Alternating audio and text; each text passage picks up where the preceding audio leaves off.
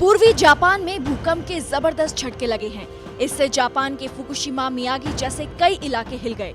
Japan की meteorological agency ने पहले रिक्टर पैमाने पर इसकी तीव्रता लगभग 7 बताई थी, लेकिन फिर इसे बढ़ाकर 7.3 कर दिया गया।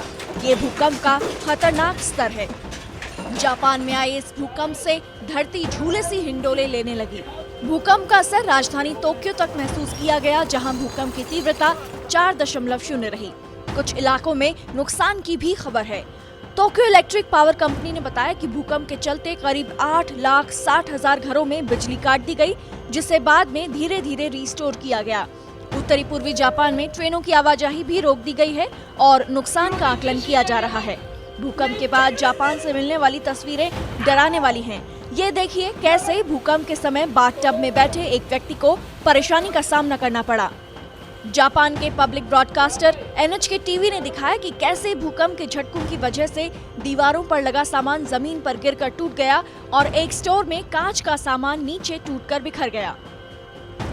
जापान में आए इस भूकंप के बाद सुनामी का खतरा पैदा हो गया था।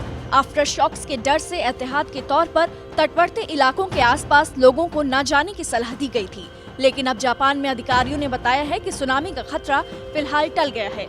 टोक्यो इलेक्ट्रिक पावर कंपनी ने कहा कि फुकुशिमा दाइची न्यूक्लियर प्लांट में कोई नुकसान नहीं हुआ है।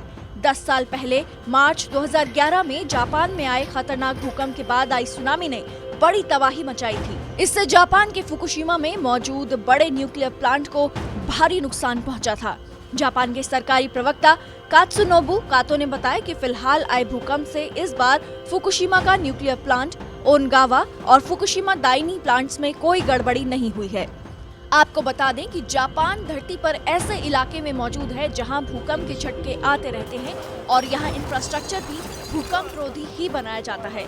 लेकिन फिर भी खतरनाक स्तर पर आने वाले भूकंप के झटकों से जापान में भारी तबाही की आशंका बनी रहती है।